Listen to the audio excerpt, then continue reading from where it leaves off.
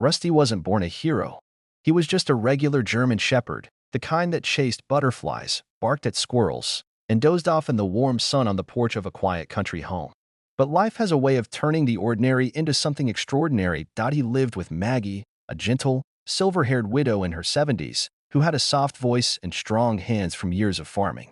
Her small house sat near the edge of Willow Creek, a peaceful place surrounded by green hills, tall trees, and winding dirt paths. The locals called it God's Pocket, a quiet part of the world that seemed untouched by time. Maggie and Rusty were more than owner and pet. They were partners, friends, family. Since her husband passed years ago, Rusty had been her constant companion. He followed her everywhere, from the henhouse in the morning to the rocking chair by sunset. Every evening, the two would sit on the front porch, Maggie with her knitting and Rusty curled at her feet, ears twitching at every cricket chirp and owl hoot. But Rusty wasn't always a farm dog. Long ago, he had been trained for search and rescue. He had a nose that could sniff out a missing hiker in a snowstorm, and a heart that never gave up. He worked with mountain rangers for years until he was injured in a fall. After that, he retired and found a quieter life with Maggie. Still, the fire in him never went out. One sunny June afternoon, Maggie's 10-year-old grandson, Tommy, came to visit for a week. He was all energy and questions, the kind of kid who climbed trees barefoot and believed his dog could talk if he just listened hard enough. Rusty loved him instantly. The first few days were perfect. Tommy helped collect eggs, fed the goats, and learned how to make Maggie's famous strawberry jam. Rusty followed him everywhere like a shadow. At night, Maggie told stories by lantern light about the time Rusty saved 2 campers during a blizzard, or when he once dragged an injured man 3 miles to safety. "Is that all true, Gran?" Tommy asked one night. Maggie smiled. "Every word, sugar. Rusty's got more heart than most men I've ever known."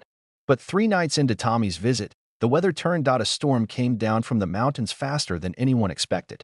By midnight, wind howled through the trees like wolves. Rain came in sheets, and thunder cracked so loud it rattled windows. Maggie, always prepared, lit candles and radioed into the county alert station, just in case.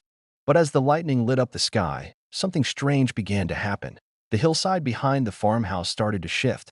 Years of steady rain had softened the earth. The sudden downpour triggered a slow, silent landslide. Maggie heard the first crack of splitting roots just before dawn. She rushed to the back door, and that's when it happened. The earth gave way. A wave of mud and broken trees slammed into the back of the house. A beam from the roof collapsed, striking Maggie and pinning her under the pantry shelves. The kitchen floor tilted. Plates shattered. The lights went out. Tommy screamed from upstairs. Rusty barked wildly, trying to reach Maggie, but the mud kept pouring in. Her leg was twisted badly, and she couldn't move. "Rusty," she whispered, wincing in pain. "Go, boy. Get help." Rusty hesitated, whining, pacing, ears back. Then she looked in his eyes and said firmly, "Go." And he did. The dog turned, leapt over debris, and pushed through the shattered front door into the pouring rain. Rusty sprinted through the rain-soaked countryside, his paws slipping on mud, but his pace relentless. The storm showed no mercy. Lightning cracked across the dark sky, and wind whipped through the trees, bending them like blades of grass. But Rusty didn't stop. His mission was clear: get help. And fast. He veered off the main road, instinct guiding him. The usual path to town was flooded, the old wooden bridge washed out by the swelling creek. But Rusty remembered another way. Years ago, Maggie had taken him down a hunting trail that looped around the ridge and into the back end of Willow Creek. It was longer, steeper, and barely used, but Rusty didn't hesitate. He climbed the ridge, pushing through low branches and leaping over fallen logs. His muscles burned, his lungs heaved, but he didn't slow down. Not once. Somewhere deep in his memory, the old training kicked in: search, sprint, survive. His soaked fur clung to his sides, and every step sent pain shooting up his old injury, but he ignored it. Sunrise. Rusty reached the edge of Willow Creek town. He didn't trot or stop to rest. He barreled straight down Main Street, barking as loud as he could. Lights turned on in houses. Curtains shifted. Then, he stopped in front of the sheriff's office and began scratching frantically at the door, barking like mad. Inside, Deputy Lane was just finishing a cup of hot coffee when he heard the commotion. He opened the door, expecting a stray, but froze when he saw Rusty. "Rusty?" he said, shocked. "Where's Maggie?" The dog barked, turned, and took off running.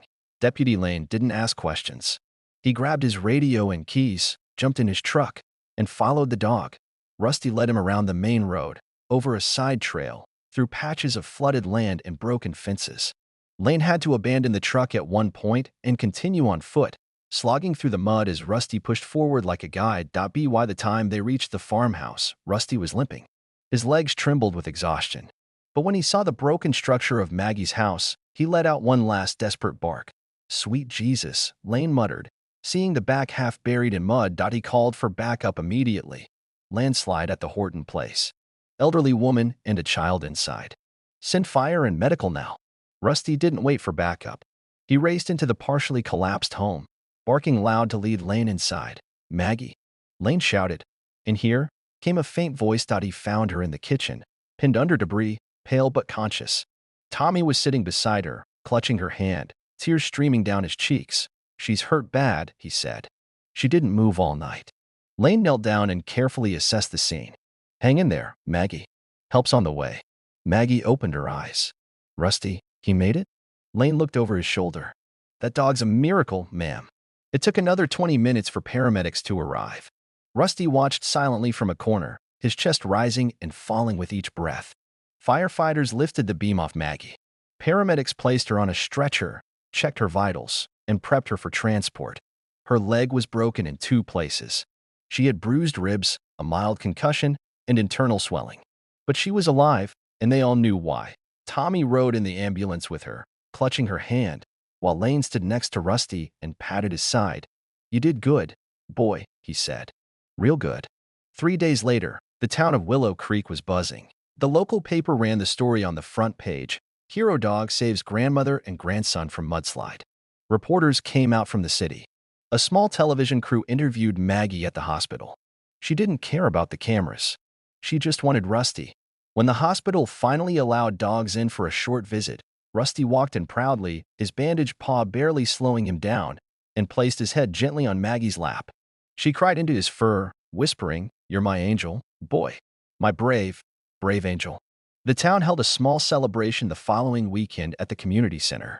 There was free lemonade, fresh pies, and a big banner that read, "Thank you, Rusty." Children brought homemade cards. Someone made a medal out of tin and ribbon and hung it around Rusty's neck. The mayor gave a short speech.